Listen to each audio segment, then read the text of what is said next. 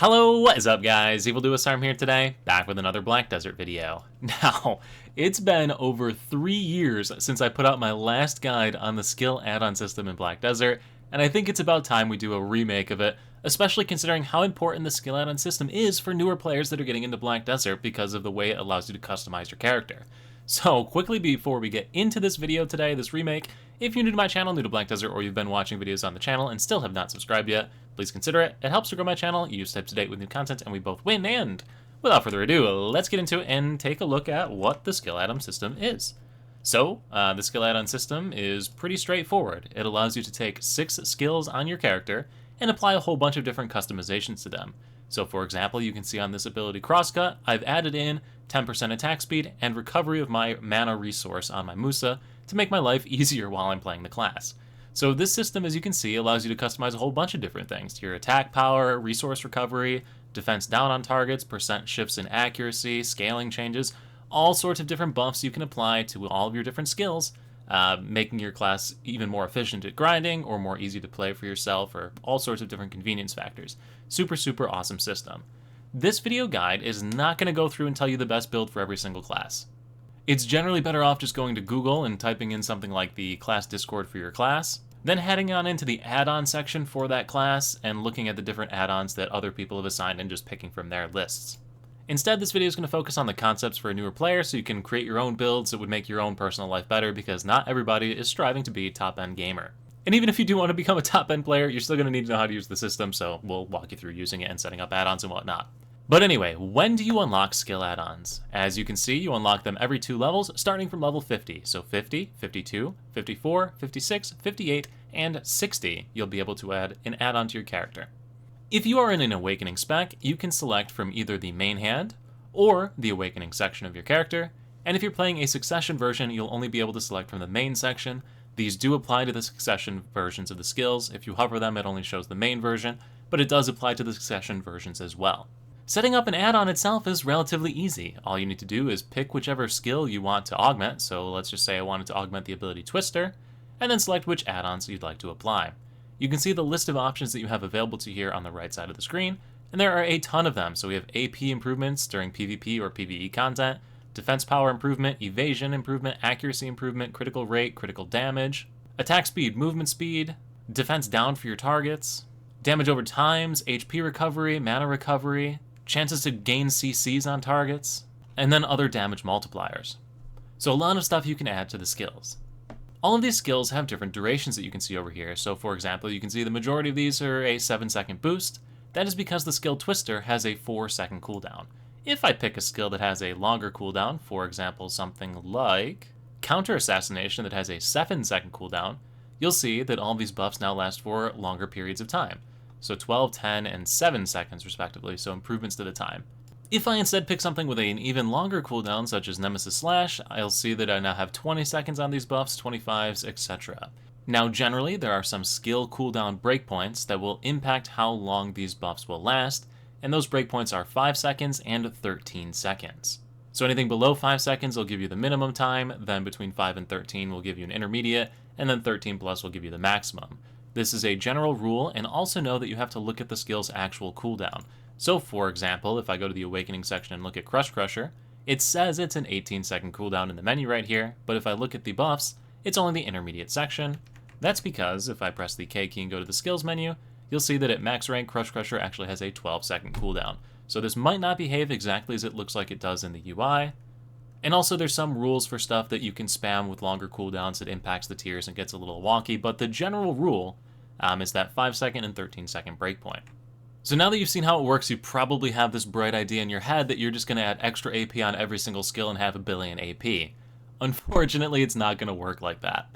These skill add-ons will not stack with each other, they only refresh the cooldown. So, for example, you can see on my add-ons right here, I have Pyrostorm that has extra AP against monsters plus 30, as well as Eradicate that gives extra AP against monsters plus 30. If I use both of these skills back to back, I will not gain plus 60 AP, it'll just reset the cooldowns. To exemplify this, if I go ahead and use the ability Eradicate, you will see on my hotbar down here, I have all AP against monsters plus 30 for 12 seconds. If I then cast Pyrostorm, you'll see that it just resets that buff, so extra AP against monsters plus 30. And then if I cast Eradicate again, you'll see that all it did again was extend that buff, and you can kind of see that I can go repeatedly back and forth, resetting this buff. So as you can see, you can't really stack these buffs. However, what it does mean is you can set these buffs up on your skill rotation such that you always have this bonus stat available. So now they don't stack with themselves, but they do stack with other debuffs on your character. So, for example, if I look at the skill in the Awakening side for the Musa called // on the Musa, you'll see in its text box there it has all DP -20 for 10 seconds on hit, and I also have all DP -20 for 7 seconds for target from an add-on that I've added on. So if I use that ability here on this enemy, you'll see that it gets 2 debuffs.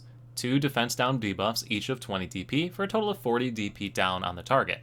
So these do stack with other buffs, or other debuffs. Again, some classes have some interesting rules and interactions, but for the most part, they will stack. So again, what this means is that you can structure yourself to have pretty nice buffs when you're entering into combat by setting up some of your early skills with different abilities. Now, another thing to note is that skills that you can spam will constantly apply whatever add-on you've assigned to them.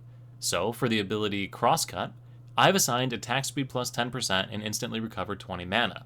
You can see that down in the bottom of the screen here. So, if I go ahead and use the ability Crosscut here, you'll see that I get the buff right here, attack speed and casting speed, and then I can kind of just keep going back and forth, and you'll see that those buffs are just constantly being applied and refreshed. So you can use that interaction in multiple ways. For example, if you're trying to recover a lot of health, you can put HP recovery on this ability, do a couple of crosscuts through the entire section of mobs and be back at full health. Or if you're someone like me who tends to burn through all of their mana, like you can see in the top left corner here, you can set it up to basically recover it instantly with these add-ons, doing a couple of abilities. So there's a lot of convenience factors and improvements you can make to help your gameplay be more fun and enjoyable for the class that you're playing, or fix some of its shortcomings, like if the class doesn't have great sustain, you can add HP recovery, mana recovery. If it lacks damage, you can add AP bonuses. It's really, really awesome system to help you augment your character. Alright, so now that we know how skill add-ons work, how the buffs and everything apply, how to do it, and all that, let's get into a few more important, clerical type things. First things first, where do you actually go to do these adjustments? And the answer is pretty straightforward. It's the Skill Instructor NPC. So you use the Find NPC function in the top corner, find a Skill Instructor NPC, it'll place a waypoint on your map to the closest Skill Instructor. Also, if you're just generically trying to look around on the map and find them, it is the little crossed sword and axe icon in any one of the different cities. Additionally, if you're a long ways away from one of them, you can also use the War function and head to the battle arena, and use the skill instructor that's located there. So you can kind of do these wherever you want, just those are the 2 different ways to pick them up. So now next, what if you want to change one of your skill add-ons? If you go to the NPC that is the skill instructor and click the skill add-on function, select change effect, you'll be able to change the effect using a memory fragment. You need to have the memory fragment in your inventory in order to see that menu. So make sure you have a memory fragment on you, and you'll be able to adjust these whenever you want. You can also adjust these using a Book of Old Moon, which I do not currently have active, or using the Skills Guide function from Cliff, the Cliff Skill Guide item that comes out for events or leveling up your character and things like that. For most people, especially the free-to-play side, you're going to need memory fragments to adjust it with the system. Third, you definitely want to take advantage of the skill presets down here. I have a video guide on the skill preset system, and if you haven't watched it, you definitely should. This is one of the most important things to take advantage of Black Desert. It allows you to respec your class whenever you want, it allows you to adjust skill add-ons whenever you want. It's fantastic. Definitely take advantage of it. If you set up your characters like I did here, where I have an Awakening and a Succession spec, you can lock those in using the coupons such that you don't have skill add-ons selected.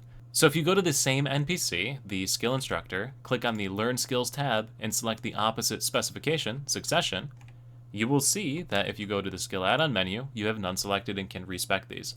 This allows you essentially to respec whenever you want, change your add-ons whenever you want, and is a nice system to take advantage of. I don't think I discuss it in this video because it's not focused on that, but I want to bring it out that this video, follow this guide, get these set up so that you can do this whenever you want. But I think with that, I've hit all of the important stuff about the skill add-on system. Now's your turn to let me know what you think down below. Is this video helpful? Is it going to help you on your adventure? Let me know. And as always, thank you all so much for watching. I look forward to seeing you at the next YouTube video, the next Twitch live stream, or wherever I happen to see you. Peace.